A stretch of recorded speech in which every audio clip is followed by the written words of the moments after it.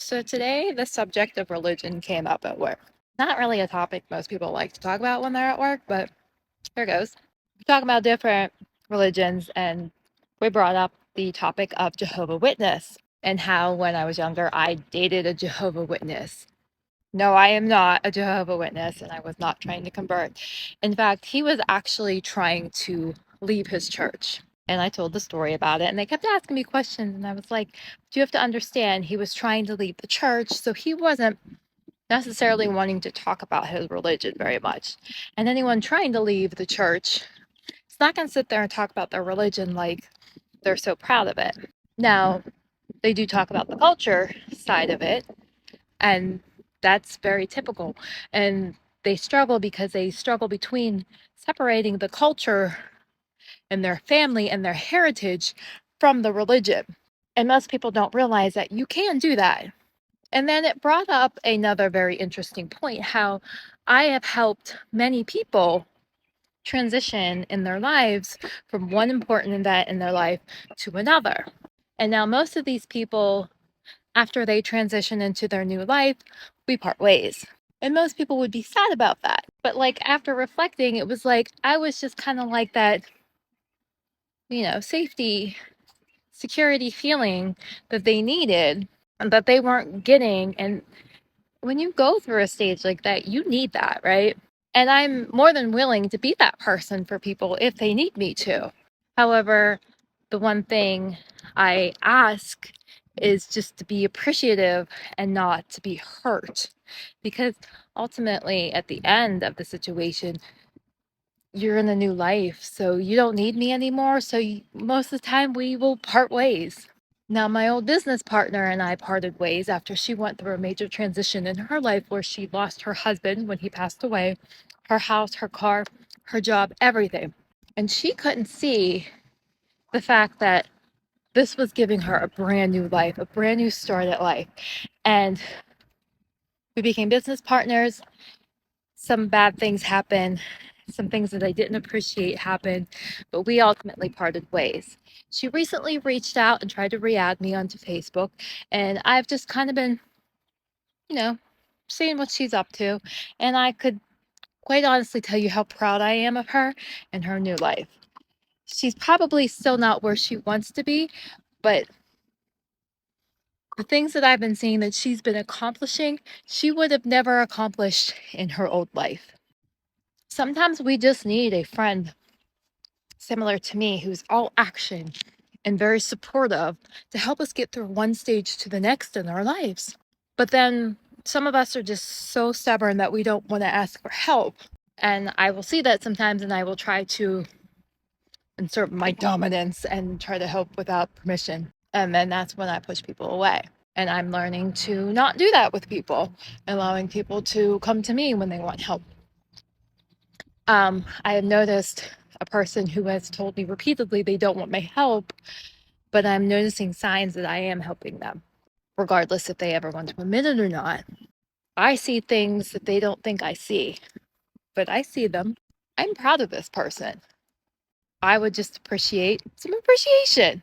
Not that I don't need anything other than the acknowledgement that I have been helpful to someone. And I know I've helped many of you on here. And I appreciate you appreciating me when you tell me. But I don't like people who will use my guidance and then act like I'm not guiding them. And it's not an ego thing, it's an equal energy thing because I'm actually not asking for anything in return except the acknowledgement, which apparently is really hard to some. But if you can't tell me because you're too afraid, at least try to show me. But ultimately, I'm happy as long as you're happy and you're getting the guidance and the knowledge that you need to transition from one point in your life to another. Because I have done this many times and I've not had many people to help me. I have had help, but for the most part, I did a lot of it on my own. Some of us need to do it on our own. We came to this life to experience life, and that's what I'm doing. I don't want to overstep onto someone else's experience by forcing them to do as I think they should be doing. People can be stubborn. I know stubborn. I'm stubborn. They say you're as stubborn as the amount of fixed energy in your birth chart. My birth chart is 90% fixed energy.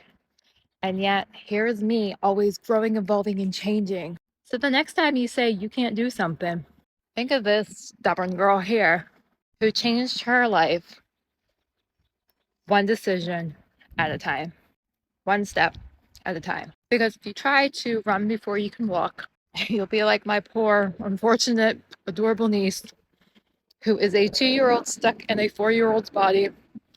She is ultimately beautiful and smart, but her body is just grown bigger. She's not fat. Her body is just bigger than what her brain is. So she thinks she can do things that she just doesn't have the capability of doing, if that makes sense. We don't want to force ourselves through stages in our lives if we're not ready for them. There were many stages in my life that I wasn't ready for, and the universe prepared me with karmic people. And those people be like thinking the negative when it comes to these people. They hurt me. They did this to me. They prepared you. They were a test, a lesson to prepare you for the life that you deserve if you choose it. But you ultimately have to choose it, right? And not all of us are willing to make that choice. So you have to ask yourself, are you willing to change? Are you willing to make that choice? And if you are, take a step at a time. You can even tiptoe if you have to, but take a step. Fight your ego, which I have the strongest ego I've seen in a long time. And you do you.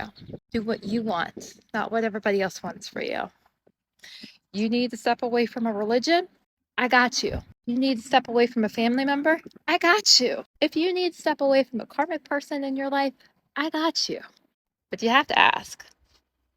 I cannot help you without your permission. But you actually need to learn these things and experience them yourself and not think everything is going to be negative, because one day you will have so much positive and so much abundance in your life, you won't even believe it. You gotta keep your head up, because if you don't, you're not gonna get it. Think positive. I know you can do it. You used to do it all the time. Remember when you were a kid? You had hopes and dreams that people just, those adults who were like, oh yeah, you're going to be an astronaut, right? If you want to be an astronaut, go be an astronaut. You want to open a pizza shop, open your pizza shop. Have your dreams. Make sure you go after them. Don't just dream them. And let me know what your progress is.